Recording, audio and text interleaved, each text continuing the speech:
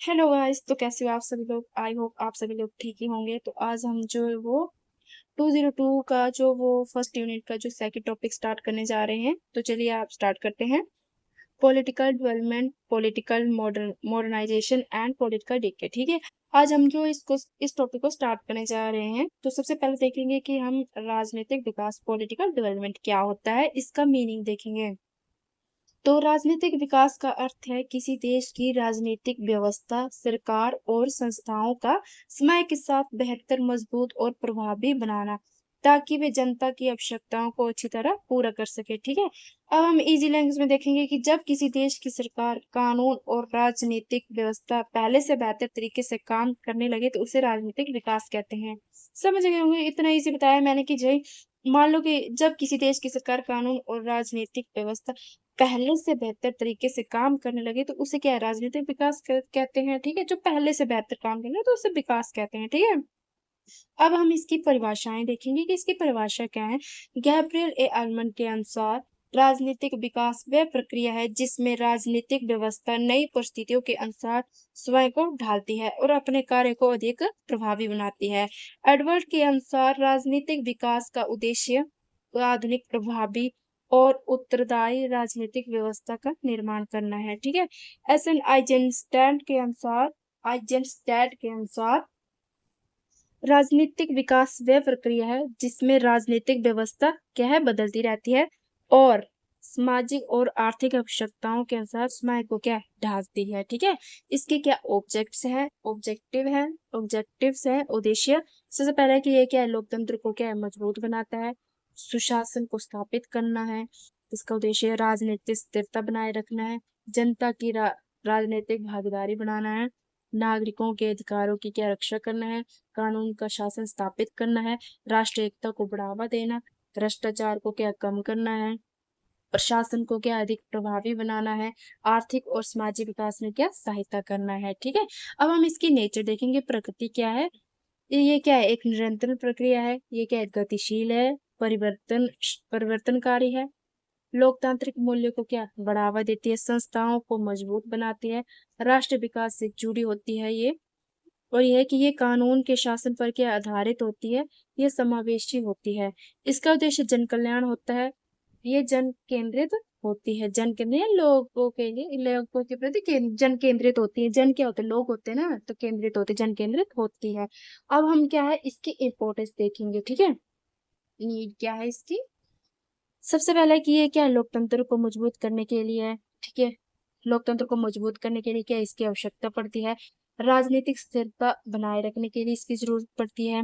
नागरिकों के अधिकारों की रक्षा के लिए, भ्रष्टाचार कम करने के लिए और सुशासन स्थापित करने के लिए, राष्ट्र एकता बनाए रखने के लिए, जनता का विश्वास बढ़ाने के लिए, देश के समग्र विकास के लिए इसकी क्या आवश्यकता पड़ती है। सामाजिक न्याय सुनिश्चित करने के लिए, विकास योजनाओं को क्या सफल बनाने के लिए क्या इसकी आवश्यकता पड़ती है। अब हम क्या है, इसकी कैरेक्टरिस्टिक्स देखेंगे, इसकी क्या विशेषताएं हैं। ये क्या है, ये क्या है, लोकतंत्र का विकास करती है। ये जनता की भागीदारी होती है, इसमें भागीदारी बढ़ती है। मजबूत क्या है, राजनीतिक संस्थाएं हैं। कानून का शासन, स्वतंत्र न्यायपालिका, पारदर्शिता, जवाबदेही सरकार होती है। राष्ट्रीय एकता को बढ़ावा मिलता है। राजनीतिक स्थिरता, मानवाधिकारों का क्या सम्मान करती है। ठीक है, आप चाहे तो इसका स्क्रीनशॉट ले सकते हैं या आप इसे नोट भी कर सकते हैं। अब हम जो है इसकी चुनौतियां देखेंगे, क्या क्या चुनौतियां आ रही है इसके सामने। अब अगर कोई काम होगा तो चुनौती तो आएंगी ही आएंगी ना। अब इसके चैलेंजेस देखेंगे। क्या है, भ्रष्टाचार। देखो देश में क्या है, भ्रष्टाचार फैलेगा। गरीबी, अशिक्षा, काफी चुनौतियां सामने आ रही है।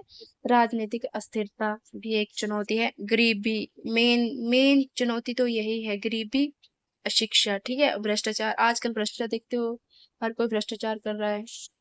बेरोजगारी काफी है।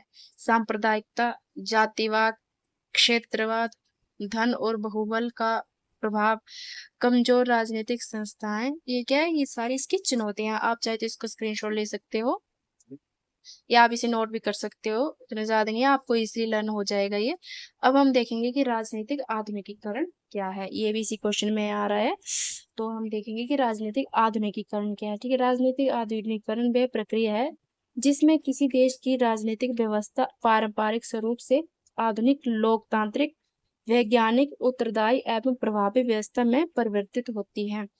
जब सरकार और राजनीतिक व्यवस्था समय के अनुसार बदलती है, ये ध्यान से सुनना, ठीक है, देखना। जब सरकार और राजनीतिक व्यवस्था समय के अनुसार बदलती है और लोगों की जरूरतों को बेहतर तरीके से पूरा करती है, तो इसे राजनीतिक आधुनिकीकरण कहते हैं। अब हम इसकी परिभाषाएं देखेंगे। ल्यूसियन पाई के अनुसार राजनीतिक व्यवस्था का समय के अनुसार बदलना और बेहतर बनना ही राजनीतिक आधुनिकीकरण है। ठीक है, समय के अनुसार बदलना और बेहतर बनना ही क्या है? राजनीतिक आधुनिकीकरण है। सैमुअल पी हटिंगन के अनुसार, सॉरी थोड़ा बोलने में हो रहा है, हटिंगन के अनुसार हटिंगटन के अनुसार, अरे आप पढ़ लेना, ठीक है। राजनीतिक संस्थाओं की मजबूत और राजनीतिक संस्थाओं को मजबूत और प्रभावी बनाना राजनीतिक आधुनिकीकरण है। ठीक है, अब हम इसके सिद्धांत देखेंगे। क्या क्या सिद्धांत है? विकासवादी सिद्धांत, समाज धीरे धीरे परंपरागत से आधुनिक समाज की ओर बढ़ता है। धीरे धीरे क्या है? परंपरागत से आधुनिक समाज की ओर बढ़ता है। आर्थिक सिद्धांत, उद्योगीकरण, पूंजी निर्माण और तकनीकी विकास आधुनिकीकरण का क्या है? आधार है। समाजशास्त्रीय सिद्धांत, शिक्षा, नगरीकरण और सामाजिक परिवर्तन से आधुनिकीकरण होता है। ठीक है। राजनीतिक सिद्धांत, लोकतंत्र मजबूत लोक राजनीतिक संस्थाएं और जन भागीदारी आधुनिकीकरण को क्या है? बढ़ावा देती है। मनोवैज्ञानिक सिद्धांत, लोगों की सोच, मूल्य और व्यवहार में परिवर्तन आवश्यक है। संचार का सिद्धांत, संचार माध्यमों और सूचना के प्रसार से आधुनिक विचार फैलते हैं। निर्भरता सिद्धांत, विकासशील देशों का विकास विकसित देशों पर क्या है? निर्भर करता है। और विकास विकसित देशों पर निर्भर रहने से प्रभावित होता है। रस्टो का विकास सिद्धांत, रस्टो के अनुसार वॉल्ट डब्ल्यू रस्टो के अनुसार विकास 5 चरणों में होता है। ठीक है। संरचनात्मक कार्यात्मक सिद्धांत, समाज की विभिन्न संस्थाएं मिलकर आधुनिकीकरण को आगे बढ़ाती है। बहुआयामी सिद्धांत, आधुनिकीकरण केवल आर्थिक नहीं बल्कि आर्थिक, सामाजिक, राजनीतिक, सांस्कृतिक और तकनीकी सभी क्षेत्रों में परिवर्तन की प्रक्रिया है। अब हम इसके पतन के बारे में देखेंगे कि राजनीतिक पतन के क्या कारण हैं। जब राजनीति में भ्रष्टाचार, अस्थिरता, कमजोर संस्थाएं और कानून व्यवस्था की समस्याएं बढ़ने लगती है तो इसे राजनीतिक पतन कहते हैं। इसके पतन के मुख्य कारण है। ठीक है, मुख्य क्या कारण है? सबसे पहला कारण तो यही है भ्रष्टाचार। ठीक है, भ्रष्टाचार तो मेन कारण तो यही है, भ्रष्टाचार।